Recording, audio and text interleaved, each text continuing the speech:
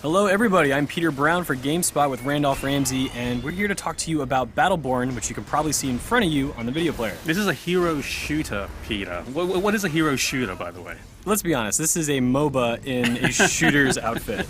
Well, it sort of is. Okay, we have covered this game in the past, and there was a lot of sort of MOBA-like elements in the multiplayer. What we're looking at specifically here is co-op, the co-op story mode, and we played basically the one level a few times over, experimented with a few different characters, and this is what they're going to be showing at E3 this year. Yeah, and you talk about characters, there are a lot of them, and they are all very different from one another.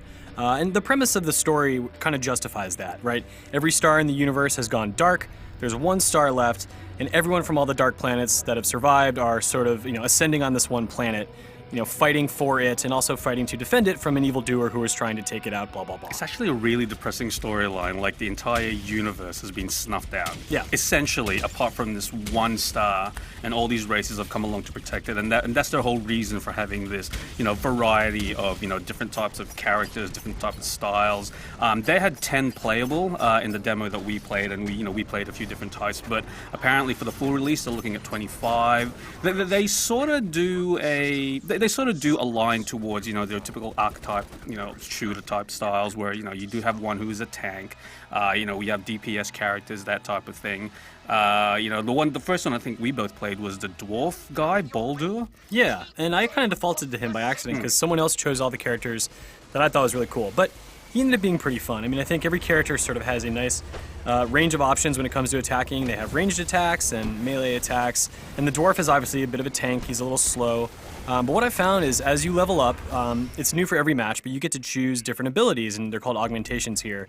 And those opened him up for me where I felt like I was being much more effective as a ranged player, like a ranged tank, versus a brawler. Yeah, and you mentioned the whole MOBA influence, and this is very much a MOBA influence in this game, in which you have this sort of like skill tree that will basically set you from the start at the start of every level. So you go through 10 levels I think, and you can basically depending on your play style, you can switch it up from mission to mission. And Boulder started off as just being basically very sort of like slow, and all he really had was a shield, and you could improve him quite a bit, couldn't you? Yeah. He also started off with a projectile where you could throw, I believe it was an axe.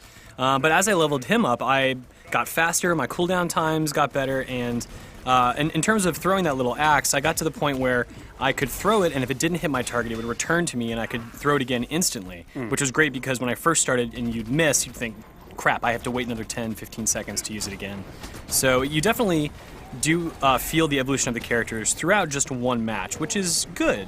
I'm very curious, though, how they're going to play with all these different character types and really, hone each individual one to be that great experience. Yeah, I managed to play a couple of different characters. There was like Thorin, who was an archer type class, and she was quite good. Obviously, a more of a ranged character, had a healing field which could, help the fellow players. And the real weird one was one called Orendi, which is sort of like, I don't know, you can probably see her on screen now, but she has 4 hands. She casts spells. She has this really cool sort of a spell where she'll jump back and put this row of thorns in front of her, so like anyone who's trying to grab her gets damaged by that. And those guys felt sufficiently different enough. So I think there's going to be a bit of variety at the end of the day with this game. Yeah, the variety has me a little bit concerned because it doesn't feel like a cohesive cast or a cohesive world, but it's justified in the story. Yeah.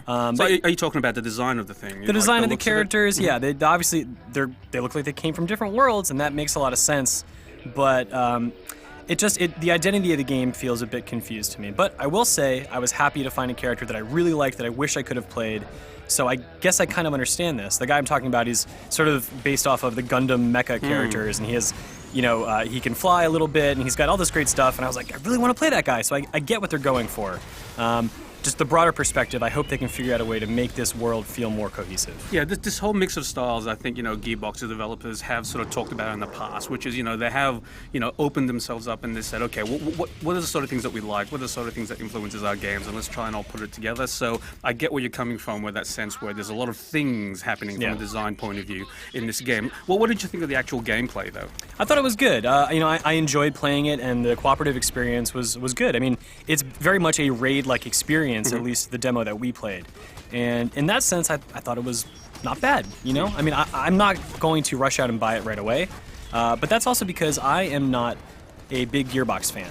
I don't know that I really like their humor that much, but that said, if you really do like games like Borderlands, I feel like this is going to really resonate with you. I think this one has a lot of promise for me. I think, you know, I'm interested to see, you know, where the actual single player sort of co-op type stuff will actually take me, because, you know, I'm not really that interested in the multiplayer stuff, the stuff that they've shown before. But this type of thing, I can see myself going through an entire campaign with, you know, with a few people, you know, trying out different characters all the way through, and there seems to be a lot of variety there. So I'm looking forward to, you know, what they actually come out with.